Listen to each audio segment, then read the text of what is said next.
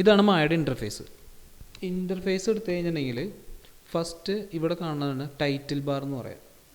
Okay, title ബാറിൽ ഉണ്ടാവുകയെന്ന് വെച്ചിട്ടുണ്ടെങ്കിൽ മായ ഏത് കമ്പനിയുടെയാണ്, ഓട്ടോഡെസ്ക് എന്നുള്ള കമ്പനിയുടെയാണ്, നമ്മളിപ്പോൾ ഉപയോഗിക്കുന്ന വെർഷൻ ഏതാണ്, അതുപോലെ ഇപ്പോൾ നമ്മൾ ചെയ്യുന്ന വർക്ക് സേവ് ചെയ്തിട്ടുണ്ടോ, സേവ് ചെയ്തിട്ടില്ലേ, അതിൻ്റെ പേരെന്താണ്, ഈ വക സംഭവങ്ങളാണ് ഇതിനുള്ളിൽ കാണിക്കുക. ഫസ്റ്റ് നമ്മളിത് അൺടൈറ്റിൽഡ് എന്നാണ് കാണിക്കുന്നത്. അപ്പോൾ സേവ് പേരിട്ടിട്ടില്ല. ഈ സ്റ്റാറിൻ്റെ അർത്ഥം എന്താണെന്ന് വെച്ചിട്ടുണ്ടെങ്കിൽ നമ്മൾ സേവ് ചെയ്തിട്ടില്ല എന്നർത്ഥം. ഓക്കെ, അതൊരു കൺട്രോൾ എസ് കൊടുത്ത് സേവ് ചെയ്ത് കഴിഞ്ഞിട്ടുണ്ടെങ്കിൽ ഓക്കെ. ഇത് മിനിമൈസ് ചെയ്യുക, റീസ്റ്റോർ ചെയ്യുക, ക്ലോസ് ചെയ്യുക, ഇത്രയും സംഭവങ്ങളാണ് ഇതിനകത്ത് ഉണ്ടാവുക. അത് കഴിഞ്ഞാൽ ഇവിടെ കാണുന്നതാണ് മെനു സെലക്ടർ എന്ന് പറയുന്ന ഭാഗം. Modelling, rigging, animation, effects, rendering, ഇങ്ങനെ ഒത്തിരി തരത്തിലുള്ള ഇതുകളൊക്കെ ഉണ്ട്. പക്ഷേ ഇതൊക്കെ എന്ന് പറഞ്ഞിട്ടുണ്ടെങ്കിൽ F2, അതായത് മോഡലിങ്, മായയുടെ പൈപ്പ് ലൈൻ എന്ന് പറഞ്ഞിട്ടുണ്ടെങ്കിൽ മോഡലിംഗ് ഉണ്ട്, ടെക്സ്ചറിങ് ഉണ്ട്, റിഗ്ഗിങ് ഉണ്ട്, ലൈറ്റിംഗ് ഉണ്ട്, ആനിമേഷൻ ഉണ്ട്. ഈ 5 രീതി കൂടെ കടന്നിട്ടാണ് നമ്മൾ അവസാനം ഇതിലേക്ക് എത്താം. അപ്പോൾ മായയുടെ ഇൻ്റർഫേസ് ഡിസൈൻ ചെയ്യുന്ന സമയത്ത് ഇപ്പോൾ മായയുടെ എല്ലാ മെന്യൂസും കൂടിയിട്ട് ഒന്നിച്ച് കൂടി ഇട്ട് കഴിഞ്ഞാൽ ഈ അറ്റം തൊട്ട് ഈ അറ്റം വരെ ഈ ഒരു പാരഗ്രാഫ് ഉണ്ടാവും. അപ്പോൾ അത്രയും കമാൻഡുകൾ ഉണ്ട് അതിൻ്റെ ഉള്ളിൽ. അപ്പോൾ അവർ എന്താ വെച്ചാൽ ഇതിനെ കസ്റ്റമൈസ് ചെയ്തു.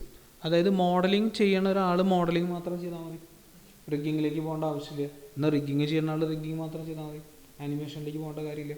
മനസ്സിലായി? അപ്പോൾ ഇതിൽ ഏതാണോ നമ്മൾ സ്പെഷ്യലൈസ് ചെയ്യാൻ ഉദ്ദേശിക്കണത് അതിന് വേണ്ടി കസ്റ്റമൈസ് ചെയ്യാൻ വേണ്ടിയിട്ടാണ് നമ്മളിങ്ങനെ ചെയ്ത് വെച്ചില്ല. പക്ഷെ എന്നാലും കുറച്ചൊക്കെ നമ്മൾ ആനിമേഷനിലേക്ക് പോകേണ്ടി വരും, അതുപോലെ റിഗ്ഗിങ്ങിലേക്ക് പോകേണ്ടി വരും, അതൊക്കെ ചെയ്ത് പോകേണ്ടി വരും കേട്ടോ.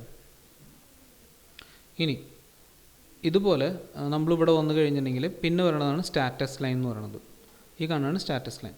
സ്റ്റാറ്റസ് ലൈനിൻ്റെ ഉള്ളിൽ ഈ ഒന്നാമത്തെ കാര്യമാണ് മെനു സെലക്ടർ. നമ്മളിവിടെ കണ്ട ടൂളുകളും ഇതിലത്തെ കുറേ ടൂളുകളും സ്നാപ്പിങ്, മാസ്കിങ്, അതിന് വേണ്ടിയിട്ടുള്ള കുറേ സാധനങ്ങളാണ് ഈ സ്റ്റാറ്റസ് ലൈനിൽ ഉണ്ടാവുക.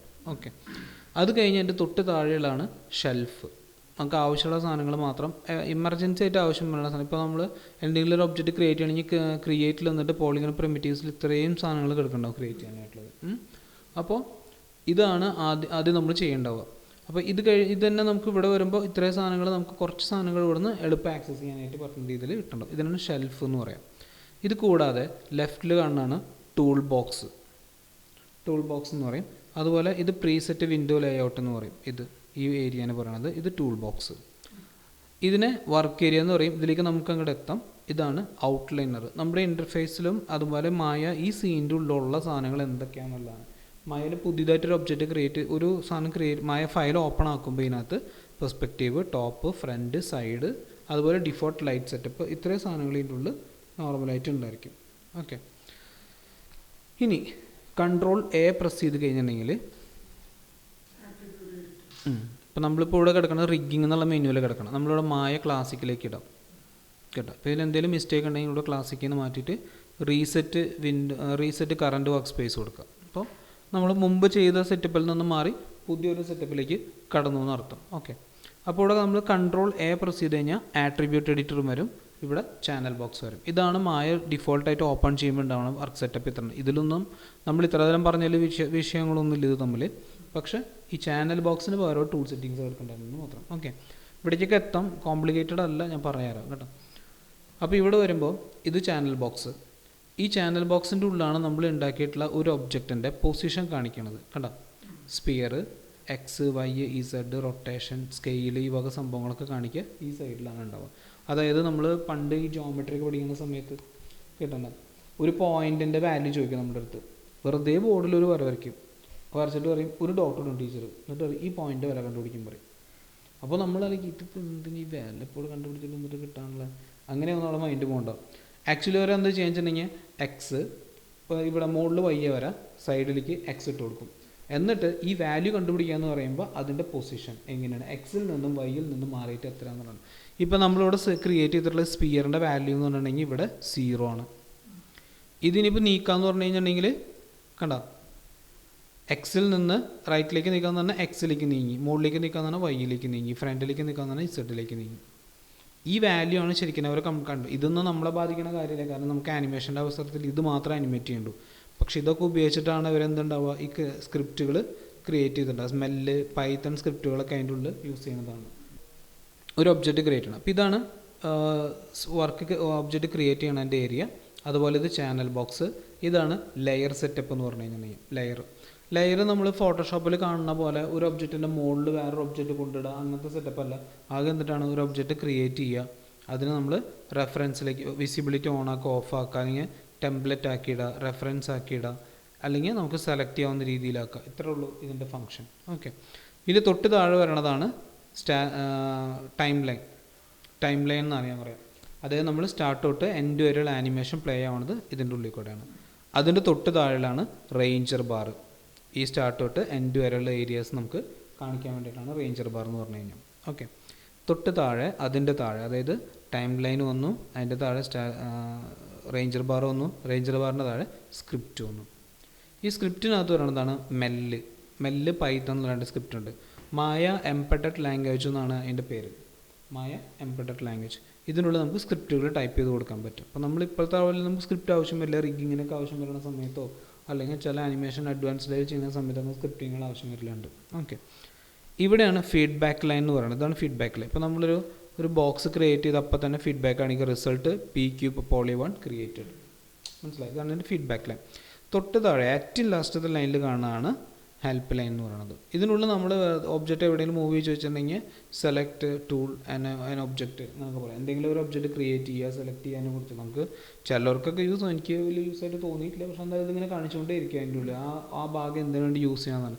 യൂഷ്വലി നമുക്ക് എന്തെങ്കിലും ഒരു ഒബ്ജക്റ്റിനെ കുറിച്ച് ഡീറ്റെയിൽ അറിയണമെങ്കിൽ അതിൻ്റെ മുകളിൽ കൊണ്ട് ഒബ്ജക്റ്റ് കുറച്ച് നേരം വെച്ചാൽ മതി. അപ്പോൾ അതിൻ്റെ ഉള്ളിൽ കാണിക്കാതെ എന്താ ഒബ്ജക്റ്റ് എന്നുള്ളതിനെ കുറിച്ചിട്ട്. ക്ലിയർ? ഇതാണ് മായയുടെ ഇൻ്റർഫേസ് എന്ന് പറഞ്ഞു കഴിഞ്ഞാൽ. ഇതേ സംഭവം തന്നെ നമ്മൾ Ctrl A പ്രസ് ചെയ്ത് കഴിഞ്ഞിട്ടുണ്ടെങ്കിൽ ഒരു സംഭവം വരും. ഇതാണ് ആട്രിബ്യൂട്ട് എഡിറ്റർ. ഇതിൻ്റെ ഉള്ളിലാണ് ഒബ്ജക്റ്റിൻ്റെ ഒരു 100% വേണമെങ്കിൽ പറയാം എല്ലാ ആട്രിബ്യൂട്ട്സിൻ്റെ ഡീറ്റെയിൽ ഫുൾ ഇതിലൊക്കെ കിടക്കുന്നുണ്ടാവും. മനസ്സിലായോ? അപ്പോൾ ഇത്രയും സാധനങ്ങൾ നമ്മുടെ ഇതിനുള്ളിൽ കുറേ ഒബ്ജക്റ്റുകളുടെ എല്ലാ ഡീറ്റെയിൽസും ഇതിനുള്ളിൽ കിട്ടും. ഇപ്പോൾ ഇതൊരു ആട്രിബ്യൂട്ട് എഡിറ്റർ നമുക്ക് പ്രൈമറി ലെവലിൽ ആവശ്യം വരില്ല, പിന്നീട് നമുക്ക് ആവശ്യം വരുന്ന ഒരു ഏരിയയാണ് ആട്രിബ്യൂട്ട് എഡിറ്റർ എന്ന് പറഞ്ഞു കഴിഞ്ഞാൽ. ഓക്കെ, നമുക്ക് വീണ്ടും അതിലേക്കെത്താം. ഇനി നമ്മൾ ഒരു ഒബ്ജക്റ്റ് ക്രിയേറ്റ് ചെയ്യാണ്. ഒബ്ജക്റ്റ് ക്രിയേറ്റ് ചെയ്ത് കഴിയുമ്പോൾ ഇതൊരു ഒബ്ജക്റ്റ് ക്രിയേറ്റ് ചെയ്തു. ഓക്കെ, ഈ ഒബ്ജക്റ്റിനെ നമ്മൾ കാണുന്ന സമയത്ത് മായയിൽ പല ഓപ്ഷൻസ്. ചിലപ്പോൾ മായ നമ്മൾ ഓപ്പൺ ആക്കുമ്പോൾ ഇങ്ങനെ ഒരുക്കുണ്ടാവും, അല്ലെങ്കിൽ ഇങ്ങനെ ഒരുക്കുണ്ടാവും. മനസ്സിലായോ? അല്ലെങ്കിൽ ചിലപ്പോൾ ഇങ്ങനെ ഒരുക്കുണ്ടാവും. എങ്ങനെ ഉണ്ടാവും നമുക്ക് പറയാൻ പറ്റില്ല. ഓക്കെ, അത് എന്താണെന്നുള്ളതാണ് ഇപ്പോൾ പറയാൻ ഇതിന് നോട്ട് എടുത്ത് എഴുതിക്കും. 1 എന്ന് പറഞ്ഞു കഴിഞ്ഞിട്ടുണ്ടെങ്കിൽ നമ്മൾ 5 പ്രസ് ചെയ്യണം. 1 പ്രസ് ചെയ്യാന്ന് വെച്ചിട്ടുണ്ടെങ്കിൽ നോർമൽ മോഡ് എന്നർത്ഥം. നോർമൽ, അതായത് റഫായിട്ടുള്ള മോഡൽ കാണാൻ പറ്റും. 2-നുള്ള സ്പേസ് വിട്ടിട്ട് 3 എഴുതാം. ഓക്കെ, 3 എന്ന് പറഞ്ഞിട്ടുണ്ടെങ്കിൽ സ്മൂത്ത് എന്നാണ് പറയുക. ഇതിനെ ഡിസ്പ്ലേ സ്മൂത്ത് എന്ന് പറയാം. നമ്മുടെ വ്യൂ പോർട്ടിൽ മാത്രമേ സ്മൂത്തായിട്ട് നമുക്ക് തോന്നുള്ളൂ. പക്ഷേ റെൻഡർ ചെയ്യുമ്പോൾ, സോഫ്റ്റ്വെയർ റെൻഡർ ചെയ്യുമ്പോൾ അതിനെ റഫ് മോഡിൽ തന്നെയായിരിക്കും നമ്മൾ കിട്ടുന്നുണ്ടാവും. പക്ഷേ പുതിയ അർണോൾഡ് അതിങ്ങനെ അതിക്ക് മുന്നേ ഉണ്ടായിരുന്ന മെൻ്റൽ ഡ്രൈവ് വരെയുള്ള സോഫ്റ്റ്വെയറിൻ്റെ ഉള്ളിലൊക്കെ നമ്മൾ റെൻഡർ ചെയ്യണ സമയത്ത് നമുക്ക് സ്മൂത്തായിട്ട് തന്നെ കിട്ടും. മനസ്സിലായി? അപ്പോൾ ഇതൊരു അഡ്വാൻറ്റേജും കൂടിയാണ്. നമുക്ക് സ്മൂത്തായിട്ട് കിട്ടാനായിട്ട് ലോ പോളിയിൽ തന്നെ സ്മൂത്തായിട്ട് കാണാൻ പറ്റും. അർണോൾഡിലൊക്കെ അങ്ങനെ പോസിബിളാണ്. ഓക്കെ, അപ്പോൾ 1ഉം 3ഉം അതാണ്. 2 എന്ന് പറഞ്ഞു കഴിഞ്ഞിട്ടുണ്ടെങ്കിൽ നോർമൽ മോഡും ഉണ്ടാവും, അതിൻ്റെ ഉള്ളിൽ സ്മൂത്തും ഉണ്ടായിരിക്കും. മനസ്സിലായി? റെൻഡർ ചെയ്യുമ്പോൾ ഇതിൽ ഏതെങ്കിലും ഒരെണ്ണം കാണുള്ളൂ. പക്ഷേ എന്നിരുന്നാലും നമുക്ക് രണ്ടും ഒന്നിച്ച് എഡിറ്റ് ചെയ്യാനുള്ള പർപ്പസിന് വേണ്ടിയിട്ട് യൂസ് ചെയ്യാൻ പറ്റും. ഇത് ആദ്യത്തെ ഒരു സ്റ്റെപ്പ് പോലെ വരാം. ഇപ്പോൾ നമ്മൾ 1 ആക്കിയിട്ട് ഞാൻ ഒഴിവാക്കുകയാണ്. അത് കഴിഞ്ഞിട്ടുണ്ടെങ്കിൽ 4 പ്രസ്, ഇപ്പോൾ നമ്മൾ മെഷായിട്ട് തന്നെ കാണണം, അല്ല ഒരു ആഷ് കളറിലുള്ള ഒരു മെഷായിട്ട് കാണണം. ഇതിന് നമ്മൾ 4 പ്രസ് ചെയ്ത് കഴിഞ്ഞാൽ വയർ ഫ്രെയിം ആവും. 4 പ്രസ് ചെയ്ത് കഴിഞ്ഞാൽ വയർ ഫ്രെയിമാണ്. 5 പ്രസ് ചെയ്ത് കഴിഞ്ഞിട്ടുണ്ടെങ്കിൽ മെഷ് മോഡിലേക്ക് കടന്നു, മെഷായിട്ട് കാണാൻ പറ്റും. അതായത് മെഷ് നേരത്തെ നമ്മൾ 3 പ്രസ് ചെയ്തിട്ട് 4 പ്രസ് ചെയ്ത് വയർ ഫ്രെയിമായി. 1 നോർമലാണ്. മനസ്സിലായി? 1, 2, 3 എന്ന് പറഞ്ഞാൽ normal, smooth, normal plus smooth. 4 press ചെയ്ത് കഴിഞ്ഞാൽ വയർ ഫ്രെയിമാണ്. 5 എന്ന് പറഞ്ഞു കഴിഞ്ഞാൽ മെഷാണ്. ഇപ്പോൾ ഇതിൻ്റെ കളർ നിശ്ചയിക്കാൻ പറ്റുന്നുണ്ടോ നമുക്ക്? ഇല്ല. അത് ഒബ്ജക്റ്റ് നമ്മളിവിടെ ക്ലിക്ക് ചെയ്ത് കഴിഞ്ഞിട്ടുണ്ടെങ്കിൽ ഒരു വയർ ഫ്രെയിം മാത്രമേ, ഒരു വയർ മാത്രമേ കാണാറുള്ളൂ അതിൻ്റെ ഉള്ളിൽ, അല്ലേ? പക്ഷെ നമ്മൾ 5 പ്രസ് ചെയ്താലോ മെഷായി. മനസ്സിലായി? ഇനി ഞാൻ ഇതിൻ്റെ ഉള്ളിൽ വെറുതെ ഒരു ടെക്സ്ചർ കൊടുക്കുകയാണ്. ടെക്സ്ചർ കൊടുക്കാൻ ഞാൻ പറഞ്ഞുതരാട്ടെ എങ്ങനെയാണ്. പക്ഷേ ഇപ്പോഴത്തെ ലെവലിൽ ഞാൻ വെറുതെ റഫായിട്ട് ടെക്സ്ചർ കൊടുക്കുകയാണ്. ഇപ്പോൾ ഇതിൻ്റെ ഉള്ളിൽ ടെക്സ്ചർ കൊടുത്തിട്ടുണ്ട്. ഈ ടെക്സ്ചർ കൊടുത്തത് നമുക്ക് കാണണമെങ്കിൽ 6 പ്രസ് ചെയ്യണം, എന്നാൽ മാത്രമേ നമുക്ക് ടെക്സ്ചർ കാണുള്ളൂ. ഇല്ലെങ്കിൽ ഇങ്ങനെ ഇരിക്കുക നോർമൽ. പക്ഷേ റെൻഡർ ചെയ്യുമ്പോൾ നമുക്ക് ടെക്സ്ചർ കാണാൻ പറ്റും. പക്ഷേ വ്യൂ പോർട്ടിൽ കാണണമെങ്കിൽ നമ്മൾ എന്ത് ചെയ്യണം, 6 എന്നുള്ള ബട്ടൺ പ്രസ് ചെയ്യണം. Okay, 6 press. ഇനി 7 എന്നിട്ടൊരു ഇവിടെയുണ്ട്. 7 പ്രസ് ചെയ്ത് കഴിഞ്ഞാൽ മൊത്തം ബ്ലാക്ക് ആയി മാറും. ആക്ച്വലി എന്താ സംഭവിക്കണമെന്ന് വെച്ചിട്ടുണ്ടെങ്കിൽ 3D സ്പേസിൽ നമുക്ക് ഒബ്ജക്റ്റ് കാണണമെന്ന് വെച്ചിട്ടുണ്ടെങ്കിൽ ലൈറ്റ് ഉണ്ടെങ്കിലേ കാണുള്ളൂ. കണ്ടോ, ഇപ്പോൾ ഇരുട്ടത്താണ് നമ്മൾ നിൽക്കണം. ശരിക്കും ലൈറ്റ് ഇട്ടാൽ മാത്രമേ നമുക്ക് കാണാനായിട്ട് പറ്റുള്ളൂ. കണ്ടോ, ഇപ്പം ഞാനൊരു ലൈറ്റ് ക്രിയേറ്റ് ചെയ്തു, ഇപ്പം നമുക്ക് ഒബ്ജക്റ്റ് വിസിബിളായി. കണ്ടോ, അപ്പോൾ 7 എന്ന് പറഞ്ഞാൽ എന്താണ്, ലൈറ്റ് മോഡാണ്. ക്ലിയർ ആയി. ഇപ്പോൾ നമ്മൾ 6 പ്രസ് ചെയ്താൽ വീണ്ടും നമ്മൾ പഴയ സെറ്റപ്പിലേക്ക് എത്തും. ഈ ഇൻ്റർഫേസിൻ്റെ ബാക്ക്ഗ്രൗണ്ട് കളർ മാറ്റാനായിട്ട് Alt B പ്രസ് ചെയ്താൽ മതി. കണ്ടോ, Alt B. ആ, പിന്നെ ഗ്രിഡ് ഓൺ ആക്കാനായിട്ട് വ്യൂ പോർട്ടിൽ തന്നെ ഈ ഒരു ബട്ടൺ ഉണ്ട്, ഇത് അമർത്തിയാൽ മതി. ദി ബട്ടൺ കണ്ടോ, അമർത്തി കഴിഞ്ഞിട്ടുണ്ടെങ്കിൽ കളർ മാറ്റാം. Alt B.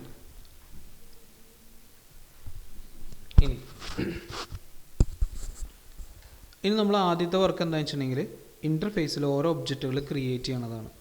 ഇപ്പോൾ ഇവിടെ ക്രിയേറ്റിൽ വന്നു കഴിഞ്ഞാൽ പോളിഗൺ പ്രിമിറ്റീവ്സ് 2 തരത്തിലുള്ള ഒബ്ജക്റ്റാണ് ഉണ്ടാവുക മെയിനായിട്ട്. ഒന്ന് നെർബ്സ് പ്രിമിറ്റീവ്, അതുപോലെ ഒന്ന് പോളിഗൺ പ്രിമിറ്റീവ്സും. പോളിഗൺ എന്ന് വെച്ചിട്ടുണ്ടെങ്കിൽ നമ്മൾ മാത്സിലൊക്കെ പഠിച്ചിട്ടുണ്ടാവും, ഒരുപാട് വശങ്ങളുള്ള തന്നെ പോളിഗൺസ് എന്നാണ് പറയുക. ഒരുപാട് വശങ്ങളുള്ളതിന് പോളിഗൺസ് എന്ന് പറയും. അതുപോലെ നമ്മളിപ്പോൾ ഒരുപാട് വശങ്ങളുള്ള പോളിഗൺസ് ആയിട്ടുള്ള ഒബ്ജക്റ്റ് വെച്ചിട്ടാണ് നമ്മൾ ഓരോ ഒബ്ജക്റ്റുകളും ക്രിയേറ്റ് ചെയ്യുന്നത്. നെർബ്സ് എന്ന് വെച്ചിട്ടുണ്ടെങ്കിൽ വെക്ടറും റാസ്റ്ററിൻ്റെ കഥ പറഞ്ഞ പോലെയാണ്. മൊത്തം ഒരു ജോമെട്രീനെ ബേസ് ചെയ്തിട്ടാണ് അതിങ്ങനെ പോയിക്കൊണ്ടിരിക്കുക. സ്പിയർ, 2 സ്പിയർ തന്നെയാണ്. ഇതൊരു സ്പിയറാണ്, അതുപോലെ പോളിഗണിലുള്ളതും സ്പിയർ തന്നെയാണ്. കണ്ടോ, രണ്ടിൻ്റെയും ക്വാളിറ്റിയിൽ കൂടുതൽ നെർബ്സിനാണ് കൂടുതൽ ഉണ്ടാവുക. പക്ഷേ യൂസർ ഫ്രണ്ട്ലി ചെയ്യാനായിട്ട് എളുപ്പമൊക്കെ എന്താണ്, പോളിഗണാണ്. അപ്പോൾ അതുകൊണ്ട് നമ്മൾ മോഡലേഴ്സ് ആണെങ്കിൽ പോളിഗൺ മോഡലേഴ്സിനെയാണ് കൂടുതലും പ്രിഫർ ചെയ്യുക എല്ലാവരും. നെർബ്സിൽ അങ്ങനെ പ്രൊഫഷണൽസ് അങ്ങനെ കുറവാണ്, ചെയ്യില്ല അത് ആരും. എൻ്റെ അഭിപ്രായത്തിൽ ആരും ഞാൻ കണ്ടിട്ടില്ല അങ്ങനെ ചെയ്യണത്. ഓക്കെ, നമ്മൾ ആദ്യം ഇവിടെ വന്നു കഴിഞ്ഞാൽ ക്രിയേറ്റിൽ വന്നു കഴിഞ്ഞിട്ടുണ്ടെങ്കിൽ പോളിഗണിൽ വന്ന ഇൻറ്ററാക്റ്റീവ് ക്രിയേഷൻ എന്നുള്ള ടിക്ക് ഇട്ട് കൊടുക്കുക. ഡിഫോൾട്ടായിട്ട് അതില്ലെങ്കിൽ ഇട്ട് കൊടുക്കണം. എന്നിട്ട് നമ്മൾ എന്ത് ചെയ്യാം, ഒരു ബോക്സ് നമുക്ക് ക്രിയേറ്റ് ചെയ്യാം. കണ്ടോ, ഒരു ബോക്സ് ക്രിയേറ്റ് ചെയ്ത് വെച്ചു. കണ്ടോ, ഇനി ഈ ബോക്സ് ക്രിയേറ്റ് ചെയ്ത് വെച്ചിട്ട് ഈ ക്രിയേഷനാണ് നമ്മൾ ആദ്യം പഠിക്കാനുള്ളത്. ഇനി ഞാനിവിടെ പോളിഗണിൽ വന്നു,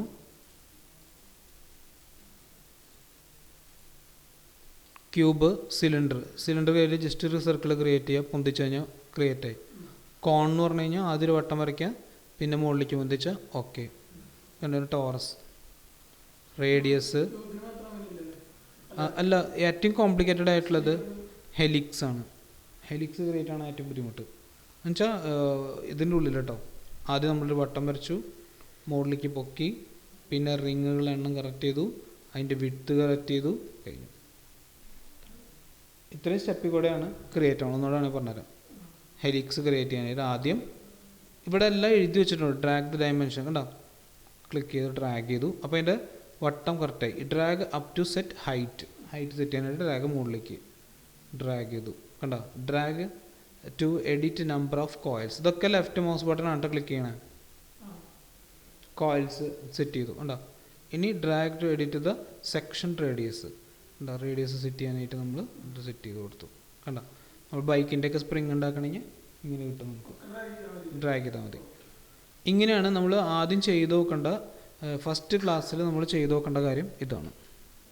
ഇത് കഴിഞ്ഞ് നമുക്ക് ഇതിനെ എഡിറ്റ് ചെയ്യണമെങ്കിൽ എന്ത് ചെയ്താൽ മതി, ഇവിടെ സബ് ഡിവിഷൻ ആക്സിസ് ഇത് കൂട്ടാനായിട്ടുള്ള ഓപ്ഷൻ ഉണ്ട്. ഹൈറ്റ് കൂട്ടാം, കോയിലിൻ്റെ നമ്പേഴ്സ് കൂട്ടാം. കണ്ടോ, ഇവിടെ ഹൈറ്റ് അഡ്ജസ്റ്റ് ചെയ്യാം, റേഡിയസ് അഡ്ജസ്റ്റ് ചെയ്യാം. കണ്ടോ, ഇങ്ങനെ നമുക്ക് ഹെലിക്സ് എന്നുള്ള മോഡൽ ഉണ്ടാക്കാം. എല്ലാ ഒബ്ജക്റ്റുകളും നമ്മൾ ഉണ്ടാക്കി പഠിക്കാം. ഓക്കെ, ഇനി ഇൻ്റർഫേസിലേക്ക് എത്തിക്കഴിഞ്ഞാൽ, ഇപ്പോൾ നമ്മൾ ഒബ്ജക്റ്റ് ക്രിയേറ്റ് ചെയ്യണതിനെ കുറിച്ചിട്ടാണ് പറഞ്ഞത്. ഇൻ്റർഫേസിലേക്ക് എത്തിക്കഴിഞ്ഞിട്ടുണ്ടെങ്കിൽ ആദ്യത്തെ കാര്യം ഒരു ഒബ്ജക്റ്റിനെ മൂവ് ചെയ്യിക്കാനായിട്ട്, നമ്മുടെ വർക്ക് ഇൻ്റർഫേസ് നമ്മളൊരു ശരിക്കും പറയുകയാണെങ്കിൽ നമ്മളിവിടെ എത്തിക്കഴിഞ്ഞാൽ നമ്മളൊരു ശില്പി പോലെ ആവണം. ഒരു ശില്പിക്ക് ശില്പം ഉണ്ടാക്കണമെങ്കിൽ എന്ത് ചെയ്യണം, അയാൾക്ക് അതിൻ്റെ ചുറ്റും നടന്ന് കാണണം, വേണ്ടേ? അപ്പോൾ അതിന് വേണ്ടി നമ്മൾ വിചാരിക്കുന്ന സ്ഥലത്ത് നമ്മുടെ മൗസും കൈയും എത്തണം. മൗസ് എത്തണം അവിടെ, അല്ലെങ്കിൽ നമ്മുടെ വ്യൂ അവിടേക്ക് എത്തണം. അതിന് വേണ്ടിയിട്ട് ആദ്യം കോൺഫിഡൻ്റ് ആയിരിക്കണം. ഓക്കെ, അതിന് ഫസ്റ്റ് ചെയ്യണ പരിപാടി നമ്മൾ Alt plus left mouse button നമ്മൾ ഇൻ്റർഫേസ് കൺട്രോളിലേക്ക് മായല എത്താന്ന് വെച്ചിട്ടുണ്ടെങ്കിൽ ആദ്യം നമ്മൾ ഓൾട്ട് ഹോൾഡ് ചെയ്ത് പിടിക്കും. ഓൾട്ട് ഹോൾഡ് ചെയ്ത് പിടിക്കുക, ലെഫ്റ്റ് മൗസ് ബട്ടൺ പ്രസ് ചെയ്തിട്ട് ഡ്രാഗ് ചെയ്യുക. കണ്ടോ, ഇപ്പോൾ നമ്മൾ റൊട്ടേറ്റ് ചെയ്യാണ് ചെയ്യുന്നത്. ഇൻ്റർഫേസിന് നമ്മൾ ചുറ്റും നടന്ന് കാണാണ് ചെയ്യുന്നത്. മനസ്സിലായോ? ഇനി സൂം ആക്കണമെന്ന് വെച്ചിട്ടുണ്ടെങ്കിൽ റൈറ്റ് ബട്ടൺ ഹോൾഡ് ചെയ്തിട്ട് zoom in, zoom out. Middle mouse button press ചെയ്ത് ഡ്രാഗ് ചെയ്ത് കഴിഞ്ഞിട്ടുണ്ടെങ്കിൽ വർക്കിന് പാൻ ചെയ്യാനായിട്ട് പറ്റും. ഫോട്ടോഷോപ്പിലൊക്കെ നമ്മൾ ചെയ്തിട്ടുണ്ടോ പാൻ ചെയ്യില്ല. Okay, zoom in, zoom out, panning. കണ്ടോ, ഇത്തരത്തിലാണ് നമ്മൾ ഇതിൻ്റെ ഇൻ്റർഫേസ് ആദ്യം പ്ലാൻ ചെയ്ത് വെച്ചിട്ടുണ്ടാവുക. ഇതിനെ മൂവ് ചെയ്യിക്കണത് ഇത്തരത്തിലാണ്. ക്ലിയർ? ഇതാണ് നമ്മൾ ആദ്യം നമ്മൾ കാണുമ്പോൾ ഇത് വലിയ സിമ്പിളായിട്ടുള്ള കാര്യമായിട്ട് തോന്നും. ഇപ്പോൾ നമുക്കൊരു ഒബ്ജക്റ്റിനെ ഒരു സ്ഥലത്തേക്ക് എടുത്ത് വെക്കണമെന്ന് വെച്ചിട്ടുണ്ടെങ്കിൽ നമ്മൾ ഇങ്ങനെ എടുത്ത് വയ്ക്കും. പക്ഷെ നമ്മൾ വിചാരിക്കും ഇതിൻ്റെ മുകളിൽ എത്തിയെന്നൊക്കെ വിചാരിക്കും. പക്ഷെ തിരിച്ചു വെച്ച് കഴിഞ്ഞിട്ടുണ്ടെങ്കിൽ ഇരിക്കണത് ഇത്ര ഡിസ്റ്റൻസിലായിരിക്കും. മനസ്സിലായോ? ഒന്നാമത്തെ കാര്യൻ്റെ മിസ്റ്റേക്ക് എന്താ വെച്ചാൽ നമ്മൾ എപ്പോഴും ഒരു ഒബ്ജക്റ്റിനെ മൂവ് ചെയ്യുമ്പോൾ ഇങ്ങനെ മൂവ് ചെയ്യാൻ പാടുള്ളൂ. കണ്ടോ, ഇത് കൂടാതെ ഈ ഒബ്ജക്റ്റിനെ എല്ലാ വ്യൂവിലും കാണാൻ വേണ്ടിയിട്ടാണ് നമ്മൾ 4 വ്യൂവിൻ്റെ ഓപ്ഷൻ ഇവിടെ ഉണ്ട് ലെഫ്റ്റിൽ. കണ്ടോ, ഇവിടെ വന്നു കഴിഞ്ഞിട്ടുണ്ടെങ്കിൽ ഒബ്ജക്റ്റിന് ഇവിടെ അടിയിൽ പേര് എഴുതിയിട്ടുണ്ടോ, top view, front view, side view. കണ്ടോ, സൈഡ്, ഫ്രണ്ട്, ടോപ്പ് ഇങ്ങനെ എഴുതി വെച്ചിട്ടുണ്ട്. ഇതിൽ വെച്ച് നമുക്ക് നോക്കി കഴിഞ്ഞിട്ടുണ്ടെങ്കിൽ ഏതാ വ്യൂ വേണ്ടതെന്ന് വെച്ചാൽ നമുക്ക് ചൂസ് ചെയ്യാം. അപ്പോൾ നമ്മളൊരു ഒബ്ജക്റ്റിനെ കറക്റ്റായിട്ട് പ്ലേസ് ചെയ്യണമെങ്കിൽ ഇപ്പോൾ ഈ ഇതിൻ്റെ മുകളിലേക്ക് എനിക്കിത് കറക്റ്റായിട്ട് പ്ലേസ് ചെയ്യണമെങ്കിൽ ഫ്രണ്ട് വ്യൂവിൽ ഒന്ന് നോക്കാം ഒബ്ജക്റ്റ് എവിടെ ഇരിക്കണം. കണ്ടോ, ഇപ്പോൾ നമ്മൾ കാണുമ്പോൾ ഇതിൽ കാണുമ്പോൾ നമുക്ക് ഏകദേശം അതിന് മുകളിൽ ഇരിക്കണ പോലെ തോന്നണം. പക്ഷേ ഇവിടെ നോക്കിയൊക്കെ കണ്ടോ, സ്പേസ് ബാർ പ്രസ് ചെയ്യുക ചെയ്യട്ടോ, ഓരോന്ന് വലുതാക്കണം. അതുകൊണ്ട് ഞാൻ പറഞ്ഞ മൗസ് ഇവിടെ വെച്ചിട്ട് സ്പേസ് ബാർ അമർത്തി ഇത് വലുതോ, മൗസ് ഇവിടെ വെച്ചിട്ട് സ്പേസ് ബാർ അമർത്തി ഇത് വലുതോ. കണ്ടോ, ഇവിടെ വെച്ചിട്ട് താഴേക്ക് നിൽക്കണം.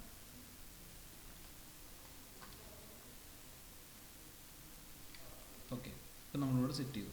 ഇനി സൈഡ് വ്യൂ എടുക്കാം. സൈഡ് വ്യൂ എടുക്കാനായിട്ട് ഞാൻ ഈ സ്പേസ് ബാർ ഉപയോഗിക്കൽ ഞാൻ കുറവാണ്.